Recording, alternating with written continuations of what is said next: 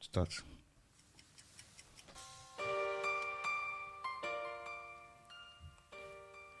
Welcome wherever you're watching us. This is Sparkzglobal. We're reaching live and direct from Wolverhampton in United Kingdom. I remain your humble host. I'm Olaniyi Fayemi. They call me Sweet Voce on radio because we're on TV this time around. You can call me the Smooth Voice on TV. So what I'm doing this morning is something special. I've got a special guest. I'm sure you know him. That's Kende Oshindoyi. He's the founder and owner of Sparkzglobal. Sparkzglobal is one of the private upcoming radio stations and podcast units actually in Wolverhampton. Kenny, do you want to say hi to our guest? Hello, guys. It's nice to it's nice to be interviewed, and it's nice. Thank you for your thoughtfulness as well. And this is interviewing the interviewer. So it's questioning the questionnaire. Yeah, so to say. Let's take it this way. So let's go to the beginning. Okay. How it all started. Yep. I've been to your studio and I'm impressed. I've always been impressed anytime I come to your studio. Thank you, sir. You've got state-of-the-art equipment. Thank you. And I can tell you that, well, I'm not sure of United Kingdom. I've not been to many studios in United Kingdom. But in Nigeria, where we came from, I've been to quite a number of studios, even well-established. And I can say some of them do not have the equipment you have. We're always learning from you, sir. How did this all start? Okay. So it all started a long time ago, 2016 to be precise. Well, but before 2016, it has started far back because we learn subconsciously. So it started 2016, so to say. What gave birth to the vision? Because when you say it started, I know that the journey of 1,000 miles starts with a step. Yeah. What was that first step? So the first step was, anyways, everything we do now is actually people and people driven, because we want the best for people. We want people to be informed about stuffs, and that was the basis of it all. So it was putting people first, putting God first, then inspired. Then we thought of what can we do to benefit people, and that was it. So when you say started in 2016, yes. I don't want to ask how old you were then.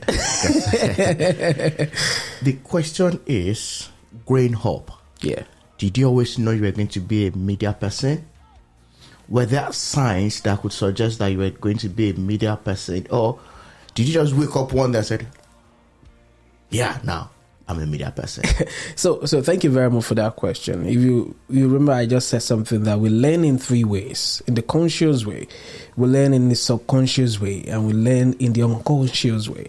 So like I did mention earlier as well, these dated back before 2016. So I learned unconsciously from one of my friends then in school in Nadia College of Education in Ondo State. Big shout out to Fembest, Femi Oyajumo.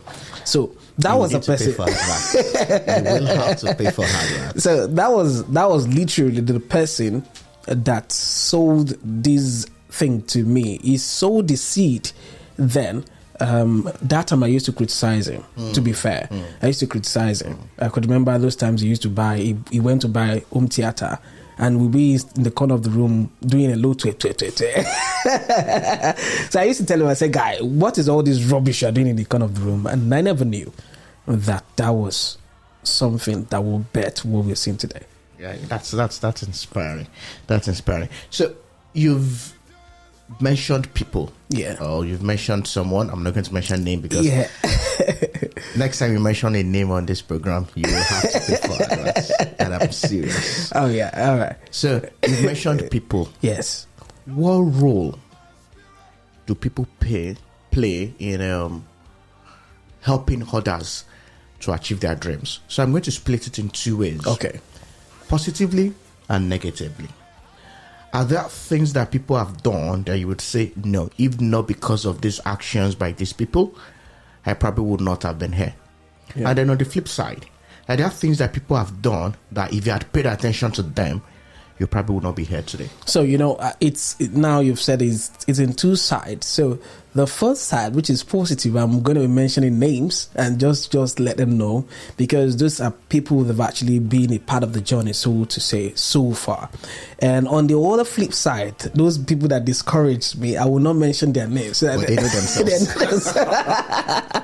So when they're seeing this, they definitely know, oh, that guy, we tried to do this. So first and foremost, my twin brother played a very pivotal role. That's Taiwo. Taiwo played a very pivotal role in what we are seeing today. There's another lady that is in Canada now, played another pivotal role, and that's Noso Joa. She did really well, supported financially. I mean, while we were struggling, we struggled when we started. Now that you mentioned Noso Joa, I just want to, the way you mentioned it, another lady. Yeah. Was she in the in that caucus at that particular time? Were there emotional things? Do you know? Funny thing. She's just my friend. And that is another story on another side. Yeah. So she wasn't in the she wasn't in the team. She wasn't a part of the team. But there are some friends that stays closer than a brother, than a sister. So that's who she is. Shout out to you, Nasa. So I mean, she did really well, extremely well. People like Olaniyi Sunday did amazingly well. People like Adibo Wali, I could remember those times we were having technical faults. These are people that came around, that rally around us to just get things done. So in summary, these are people that motivated you. Yeah. So there people that tried to pull you down? Yeah, of course. Either intentionally or non-intentionally. Of course, yes. How did you surmount that? Okay, so there are people that also, while we were growing, people can talk to you. There are people also that left the team as well, that discourage that one in its own is discouragement, of course, when you believe that some people should be there to support what you have. I know it's not really easy to have people support your dream because they have their own aspiration and dreams as well. So now, going by how I was able to surmount it, or actually able to go about it, for me as a person, when you criticize me, I don't see the criticism as something bad. I see it as something I need to work on to make it more better. And yeah, with will, when there's a will, of course, I believe there is always a way. So when I have a dream and I'm actually inspired and encouraged to do it, I'm always an optimist. So I don't believe anything is impossible. So if I can think about it, then it is possible. It is doable. So regardless of whatever thing you do, I like to take the risk. Let me just take it. And at the end of the day, let me just take the responsibility. If it goes wrong, let me take it. If it goes right, let us all share the glory. You understand what I mean? So there are people, I could remember those times when we were doing the broadcasting school of nursing, then there was a major person that did mention that this thing is not possible. And there's nothing so strong as a stone standing before you, like a person telling you your dream and your aspirations are not possible. And perhaps I need to just encourage somebody this morning, just let you guys know. See, once you have a dream, pursue it with everything. I mean, it's possible. There's no impossibility. There's this saying in Yoruba, they said, "Akirinika kakomadumbe, only ta party stand ma no see." If you have some door, just block that one. Let me put a balance to that. Okay. How do you balance optimism with godly counsel or like a senior advice? So what do I mean? You have a dream to do something. You have a vision to do something. Yeah. Someone is saying, I don't think this is possible. How do you balance sitting there and say, okay, reality is this is not possible, with, no, I have a vision. I think I can do this. Because there are many people that have also wanted to do things, and people will say, this is not possible. And maybe in reality, it's not possible. But, I'll do it. And then they find out, they were right. I actually cannot do this. But then there are people that have said, see, this thing is possible, and then still go ahead. So how do you balance that advice of, I'm telling you the truth, don't go this way, it will hurt you, and then balance it with, I know what I'm doing, I have a vision, I will get it done? Okay, so it's two sides to it. For the person that's got the aspiration, you have to seek elders' advice, if you have to put it that way. And however, you need to understand one thing: that person's truth is not your truth. That person's reality is not your reality. Yeah. And also the person that is going to advise as well as an elder should never be pessimistic about anybody coming with a very big idea that surpasses yours. Because most times we elders or the elders always see things from the angle of care. They see it from the angle of, I don't want this person to face disappointment. But then why can't you push that person, support the person, and let the person know that, okay, this thing is possible. I'll give you my support. Because this thing is big. It's a big thing that you want to do. So now balancing the idea and the reality together, there are two different sides of the world. But as a person that wants to achieve a feat, you definitely should be willing to give it all it takes, even if they are elders' advice. Like my own, using myself as an example, people that are very close to me, very, very close, told me that this thing will not happen. Don't do these things. Do you know, at the end of the day, those people that said this thing will not happen were the first to come and celebrate and say, oh, well done for achieving this feat. So it is possible. It is possible. However, you as a person also have to look at it from the lens of the elders as well, because what the Yorubas will say, have a popular saying, when Arawajuto Shubu Fukwara Ilobon, that means experience is the best teacher. Those people that have gone ahead of you, that has experienced something, knows where the pitfall is, so they could actually guide you. And that is the reason why I'm actually calling out on the elders. If any young person come to you today to tell you, I have this dream, I have this aspiration, look at it from their lens. Look at it from their lens and use your own experience to guide them through, not to pull them down, not box them to a corner. Yeah, I think that's quite inspirational, because you look at things. If Barack Obama had not attempted to, and I'm sure he's not the first black person that made an attempt to contest for president. Yeah. If he had said, "Oh, no black can do it," we would never have known that it's possible for a black person to be the president of the great country, United States of America. That's quite encouraging. Thank you. One question that has come to my mind is this: what generally are the challenges of starting a new project or new vision, using your own experience? Okay, so thank you very much for that question. So using my own experience, the challenge that comes with starting something new is also you facing a new challenge, because the person that wants to do something that other person has not done before, we should be willing to face challenges that other person has not faced before. However, wisdom will tell you that before you embark on something that another person has not done, and can I quickly say this, that there is nothing new. People has attempted whatever thing you want to attempt before.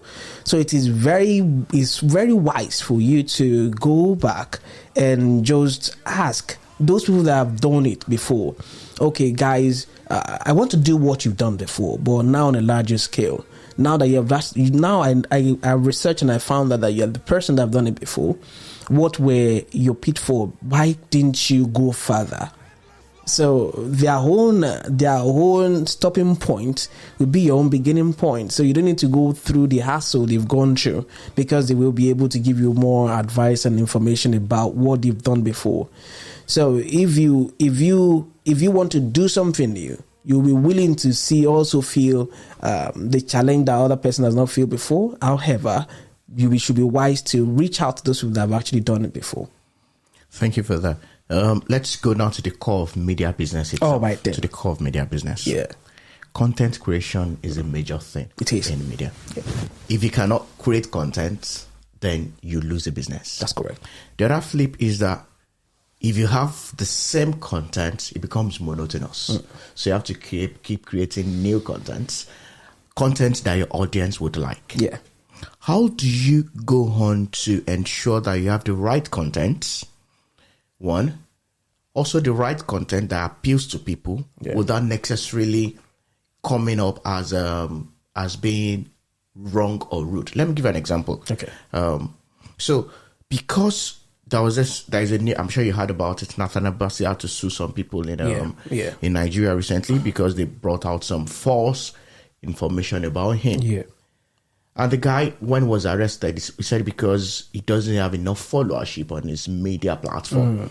So he felt if he had to bring up a sensational story, he would have a lot of followers. And it worked for him, but it backfired because then he has been sued. Yeah. So how do you balance ensuring right content with then making sure also that you don't necessarily get too sensational and then get into trouble?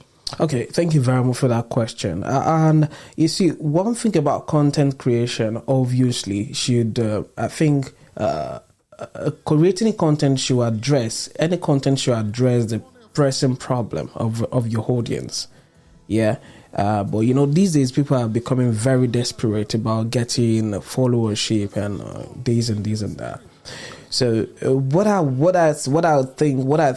say about that is the fact that your content should look at what are the problems that these people are facing. You know, the likes of Macaroni and the other persons are using some stuffs, some maybe political stuff that are going wrong. Just talk about Fela Anikulapo Kuti. He does his craft, sing, because he was actually fighting against injustice. Yeah. So obviously, as a content creator, you should have the interest of the people at heart. It's not being selfish. It is only when you are being selfish that you will have to be very desperate about getting followership, and then you now start to you don't even mind tarnishing people's image to get yourself numbers of people. No, and you know we've seen example of people who've actually done good content. In fact, not even content. You see, numbers of people that have actually done this. People that are even doing praise and worship is not a content. And then they have so much followers.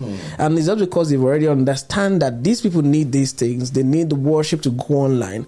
And that's what they do. Pastor Jerry Eze his own content is the early morning prayers, because you know that people need it. So you shouldn't be that desperate as content creator to start to say slander people. I mean, say false things about people to just get yourself more followership. That to me is inhuman. And when I'm talking about content creation, it should be more humane enough to solve people's problem. And you know, different content are being created. Some people for comic. Some people will just make sure that they're actually addressing a very, very serious issues. Those comedy skits makers and those comedy content creators are actually addressing people with depression, people that are actually very sad. You listen to the comedy, you watch the comedy, you're very, very, it's hilarious. And that's the reason why they call tragicomic and stuff. So people should actually put persons, their audience. Their audience should come first, not their own personal self. Yeah. That makes a lot of sense. So be unique, create your own unique niche. Yeah. Let them know you for who you are. Exactly. Without necessarily running foul of the law. No, you shouldn't. Let me now ask this question. Please. So, if you listen to the news today, one issue that's come up is things about abortion. Yeah. That, it's a new thing that for some reason UK also is now considering passing laws on abortion and things like that. Of course, in some states in the United States, it's legalized and things like that. And it's not just that. We're having a situation where quite a number of things are coming up front, LGBT, gay, and things like that. As a media person, how do you balance giving information that are moral? You are a Christian, so you do gospel presentations. Yeah. And yet to be politically correct without necessarily offending people in your speech. Do you understand what I'm saying? Yeah. How do you make presentations, bring contents that are scriptural, that are moral, that are biblical, and yet be politically correct without necessarily offending others that might not necessarily believe in your own faith? Okay, so now I would quickly say this as a basis. The Bible says, train up your child in the way he should go, and when he is old, he will not depart from it. I would say people that are actually going into abortion, there are people who has a dysfunctional background, so to say. A dysfunctional background in the sense that the upbringing might not be that solid in Christ. But people say that reasons why people go for abortion. So obviously, I was going to touch on that as well, because the thing is, even before the governments legalize abortion, people are doing them, and also medically, in some instances, you have to carry out necessary abortion, because when you do this scan and you found out that maybe the child has no brain and encephaly and some other complications. I think some other excuses people have given us is, for example, in incest, where a father has raped a child, do you think abortion should be legal in such instances? Instances where, for example, it's been raped by a bandit or a terrorist, and that, do you want to keep the pregnancy? I'm not making any advocate. I'm just saying that people certainly will have their reasons and say this is why they are doing abortion. But because I know your biblical stance, I'm saying, how do you balance this? Staying, like you said, politically correct, and still instilling the right scriptural things as a media person. So what we media people can actually do is just to start to look at the foundation, which is the reason where the Bible verse the other time I read came true, as train up your child in the way he should go, and when he's old, he will not depart from it. The foundation of God also stand very sure, and let no man depart from it. And the thing is the fact that now there's this saying in the Yoruba saying, I'm not going to say it in Yoruba, a knuckled knee person is standing, then his head is tilted to one side, and people are saying, see how his head is tilted, and the other person, the wise men, now look and said, you are only looking at the head. What of the fruits? Have you looked at the fruit? So that's why the Bible says that if the foundation is destroyed, what can the righteous do? So the thing is, we are only looking at the government legislating this. And there are lots of these things. There are lots of factors that actually can lead to circumstances that surround people want to go into abortion. And how do I mean? We're talking about rape. Rape, is a criminal offense. As much as it's a criminal offense, in some instances, on one hand, you want to look at it as people dressing provocatively and actually putting people in the wrong mood to just get that, and people that are desperate wanting to get people that are dressing provocatively. However, on the other hand, are we saying rape is okay? No, 100% no. And people have been actually sentenced to jail and stuff because of rape. Of course, we are still advocating for that to be done. But what our own role plays is to make sure that we enlighten and sensitize people in the right path. If you're not ready to get married, to get pregnant, there are all the family planning methods you can use to prevent yourself from getting pregnant, unwanted pregnancy, so to say. However, if you want to go into abortion, how sure are you that that's not the only child you're going to have? And the other thing is, how sure are you that out of all, according to what we know, how sure are you that child you're going to abort is not the best child you would have as well? And that is also, it's also murder. If you kill an innocent child, except on serious instances like the issue of incest you mentioned the other time, medical reason for doing that. But if you look at it very well statistically, a lot of people are not actually having abortion because of those things again. They're only having abortion because they perhaps engage themselves in unprotected sex, and eventually they just felt like, let me just remove it, and the guy is not really ready. So if you're not ready for a child, I'm advising you, there's no point for you going into having sexual intercourse. And if you want to have sexual intercourse, you should use protection towards that. However, even from my own biblical point of standpoint, you shouldn't even have sex with the person you're not married to. So it's a person you're married to that you should actually have sex with. So my question was not just abortion. My question was, how do you, as a media person, balance dishing out right scripture without necessarily offending your viewers? But I think you've answered. Yeah, that's why taking your stance. So know where you stand. So that's what I've just said. So I think now, for the sake of this intervention, interview, and of course where we are standing as believers, I believe it is very, very important, without bias or prejudice. I think it is very important that people don't engage in abortion as much as they can, except it is under the legal framework, legal and medical framework for you to have the abortion. Take, for instance, a person that is having ectopic pregnancy. You want to get the baby out because it's actually causing a damage. You can cause a damage, eventual damage to the mother. So if it is legal, if it is medical, then I think you should go for that. We're really running out of time, and I've got quite a number of questions. What I'll do is I'll shoot through questions to you. Okay, and I want you to do 30 seconds, 30 seconds, 30 All seconds. right, that's no problem. The first question is this. One of the issues we're having in Christendom now is what people call selling of their gifts or talents. Yeah. You invite people it comes with gospel artists. You invite them for programs, and then they give you an exorbitant price. I'm like, you're coming to minister to God. As a media person, would you charge exorbitantly to get people on your program? And if you don't charge, how do you sustain the business? Okay.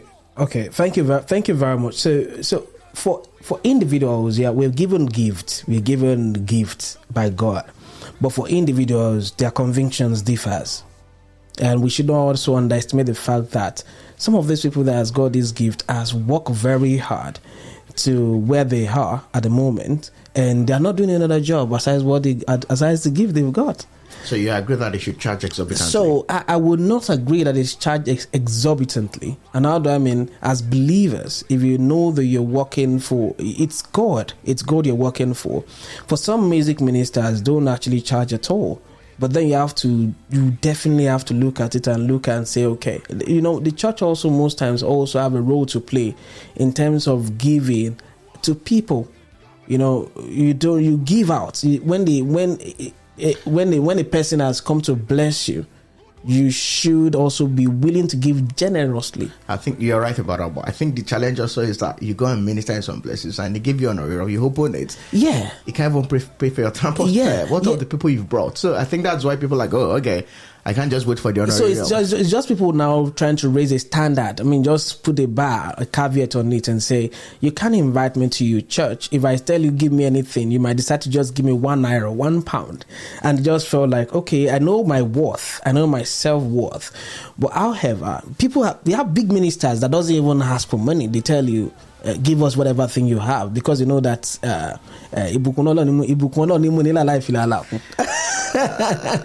I've always known we're going to have this problem. I can't bring you on a show and we'll have 30 minutes.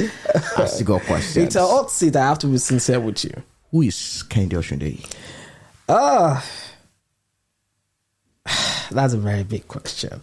Kehinde Osundeyi, summarily, is a man, is a guy, is a young man on a journey. On a journey, and each of this journey is becoming unraveled one step at a time. Kehinde Osundeyi is a child of God, married to Blessing Osundeyi, and has a child, Joshua Osundeyi, at the moment, and also a twin brother to Taiwo Osundeyi. I'll just answer it that way. Two questions. Okay. And then we'll finish it. Okay. How do you relax? Because I look at it, how do you balance your work and this in 30 seconds? Okay, so how I relax? I relax with this. I relax with this. That's just the basic answer. I relax with this. I relax with my family. My wife gives me peace. Support that I need. That's what every man would need. And shout out to my wife, my beautiful wife. Blessing Osundeyi for that. I'll give you that peace of mind. Viewers at home, you've got Kehinde Osundeyi. He's the owner of Sparkzglobal. As I said, it is one of the upcoming radio stations here in Wolverhampton. And we've had 30 minutes of chatting and gisting. Kenny, so that people would know that it's actually Kehinde Osundeyi that I've brought. Yeah. Greet my people in Nigeria. Let them know, say, Kehinde Osundeyi. All right. To our listeners and our viewers at home, my name is Kehinde Osundeyi. Dodomi remidorido ijire ara isukun dugbelenjorigi ọkàn bàbí ejide wọlé tó mọ àwọn onímọ̀ lójoogun ìjọ lójú ìyá ọ̀bẹ́kìtì bẹ́kẹsẹ̀ yàn náà rèé ó fẹsẹ̀ méjì bẹ́ẹ̀ gíjà ó bọ́ sí alákìsàdọ̀ nígbà aṣọ bómi kí n bọ́ ilé yìí kí n padà lẹ́yìn ọjọ́ mo ti dáyé ìjírí ò jalè ojú olóko báyìí ní ti ń jẹ tiẹ̀ mo lépo ń lè mú alẹ́ wà lọ́dọ̀. Don't forget, dreams always do come true, but you have to set out achievable goals to achieve them. Thank you very much. If you've enjoyed this show, I'll probably encourage you to stay tuned to the YouTube. If you have not subscribed to the Sparkzglobal, you need to do that now. Click that button and subscribe now. Till the right time when we come your way, I remain your humble host. I'm Olaniyi Fayemi. Like I told you, I'm the Sweet Voice on radio, but now I'm the Sweet Voice on TV. So next time when we meet, bye-bye. Thank you for having me today.